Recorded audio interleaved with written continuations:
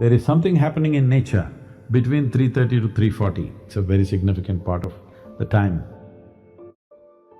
And how do people start on this path? Because a lot of this makes sense to people, but in the world they live in, they don't know where to start. If I teach you a way where you can manage your chemistry the way you want, but we need 32 hours of focused time, do you think your life is valuable enough for that much investment, I'm asking? Yes. It's 32 hours of focused time. Every human being wants his life enhanced. If you don't show them proper ways to enhance, they will find shortcuts. See, a man who goes to the bar and a man who goes to a church or a temple or whatever, they're seeking the same thing. They're trying to enhance their life, isn't it? If you do not show them a proper way, they will take whatever ways are available on the street, that's all. You want to go forward, but it sets you backward. Your intelligence has turned against you, that's all. If your intelligence was working for you, would you create blissfulness or misery? 80 to 85% of the population today is on alcohol or some kind of drug. We have come to a place where to grow our food, we need chemicals. To be healthful, we need chemicals. Today 70% of the population is on prescription medication of some sort. To be peaceful, we need chemicals. To be joyful, we need chemicals. To be ecstatic, of course you have ecstasy. So we are going towards chemicals in a huge way. The water that you drink is full of chemicals, the air that you breathe is like that, and the food that you eat is like that. So if 90% of humanity goes into chemical consumption, consciously or unconsciously, if they consume a lot of it, the next generation that we produce will be of a lesser quality than who we are. That's a crime against humanity. So right now, chemical is the net. It's not another trapeze, it's a net that you can fall into and people experience their own little heaven. Well, it ruins you in so many ways. The important thing about life, whether it's a grasshopper out there or you, both of us are striving to be the fullest possible life that we can be. A grasshopper is trying to be a full-fledged grasshopper, a human being is trying to be a full-fledged human being. So similarly for a human being, if you take away any of his faculties in any way, even temporarily, have you enhanced his life? So intoxication is just that, it is taking away your faculties for a period of time, but if you continuously do it, it'll take it away for your life. So you're taking away or subjugating your faculties for a little bit of pleasure, or maybe a lot of pleasure, whatever… however you wish to describe it. But the important thing is you're taking a backward step with life, because life can only be enhanced by sharpening and increasing our faculties, not by decreasing our faculties. This means we are taking a backward step, though there may be pleasure attached to it, because you need to understand the greatest chemical factory, the most sophisticated chemical factory is right here. If you are a great manager, you will produce what you want from this. If you are a lousy manager, you do wrong things, you get anxiety, you get something else, you get rubbish going on within you because you are misusing your chemical factory or you don't know how to manage your chemical factory. Why your intelligence is turned against you? There's no stable enough base. So the entire yogic system is about this, that you create a stable base so that your intelligence works for you. If your intelligence turns against you, no power in the universe is going to save you, you are a done thing. You talk in the book about thoughts, we're obsessed with thoughts in this world, and I'm thinking this and I'm thinking that. When I say I'm thinking this, another way of saying it is, I'm making up this, I'm making up that. You can make up whatever you want, as long as you enjoy it. But that can be dangerous, always trying to think of the solution, always trying to be your thoughts. If you become what you make up, unfortunate, isn't it? Your thoughts belong to you or you belong to the thoughts, you must make up your mind. All human experience comes from within, isn't it? I don't know what kind of geniuses thought these things. I know in America there must be 1,000,000 books telling you how to milk happiness from something else or somebody else but all human experience is generated from within. What comes from within you must be the way you want it, isn't it? Isn't that simple enough, I'm asking? Yes. What comes from around you may not be the way you want it, but what comes from within you must be the way you want it. If whatever happens within you the way you want it, will you be blissed out or miserable? People come and say, Sadhguru, please teach us how to control my mind. Say, you want your mind controlled or liberated? Oh, yes, liberated, but how to control?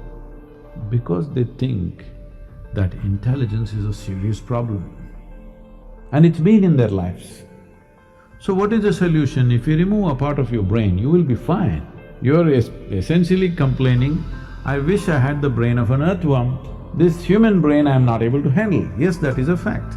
Charles Darwin said that you evolved out of a monkey. You were a monkey, then you became a man. The DNA difference between a chimpanzee and you is only 1.23%. So in that sense, physiologically you're only 1.23% away from a chimpanzee. Not a big difference, isn't it? A shade. It's just a shade of difference. But in terms of intelligence and awareness, you are worlds apart from a chimpanzee. So your problem is just this, you have an intelligence for which you don't have a stable enough platform. If I teach you a way where you can manage your chemistry the way you want, but we need 32 hours of focused time, do you think your life is valuable enough for that much investment, I'm asking? Yes. Then you must invest, that's what is called in an engineering program. It's 32 hours of focused time. We can format it in different ways, but that much investment has to go in. The youth of today should get little more in terms of physical activity, little more into nature, maybe climb a mountain, maybe swim in the lake. How will a young person gain strength, courage, learn to handle many things if you don't do something little unpredictable? Everything is a set track. It's not good. And do you think people these days are missing that relationship with their own body? Maybe we start there. What is yoga? The word yoga means union. Union means whether you are aware of it or you're not aware of it, right now you're happening here as a part of everything else. What the trees exhale, you're inhaling, what you exhale, the trees are inhaling.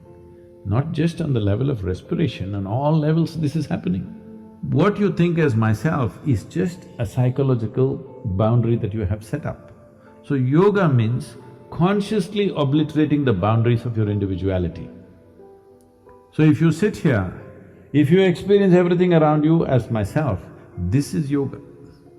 If you experience all this as myself, do you need morality? Did anybody teach you out of these 5 fingers, this is a small finger, don't cut it off? Is there a morality needed like that? Anything that you feel as a part of yourself, with that you don't need any values, ethics, morals, nothing, because it's a part of you. This is what yoga means. You experience everything as a part of you. When somebody experiences the whole universe as a part of himself, then we say he is a yogi. It is the science of aligning your geometry, your individual geometry with the cosmic geometry.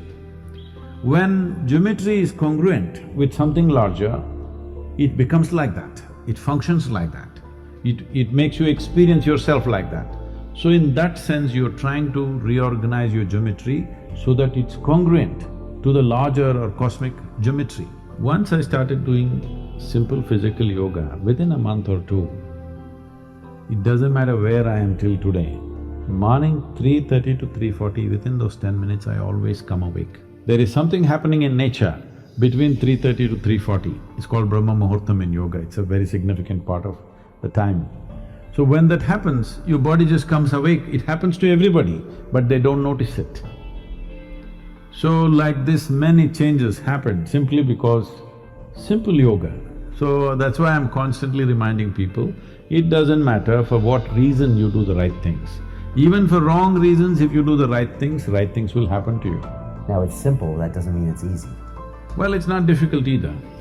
See, most people understand complexity as intelligence.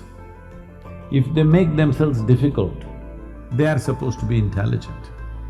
Making a simple thing difficult is not intelligence. Making a very complex thing simple is intelligence, isn't it? So wrong sense of intelligence, idea of intelligence has entered people's minds. They think if they make a problem out of every solution, they're intelligent. No, If you find solutions for every problem, that is intelligence. And how do people start on this path? Because a lot of this makes sense to people, but in the world they live in, they don't know where to start. Even yesterday I was at this How to Academy talk. The last question was, all this is fine, Sadhguru, can you give us one mantra that we can take home and that'll work for us? So I asked a simple question. See, to learn ABC, to learn to read and write a simple language like English, I'm saying simple language, just 26 alphabets. To learn a simple language, you take 12 years of schooling. To read, write, understand. For this you're taking 12 years. To transform your life, you want to do it in 2 minutes. So is that what your life is worth? So if your life is worthwhile, is it not important that you invest a certain amount of time and energy rather than looking for this stupid stuff of one mantra with which I will transform my life? It will not happen like that. That's the reason why most people have remained the way they have remained, because they've not invested in their well-being.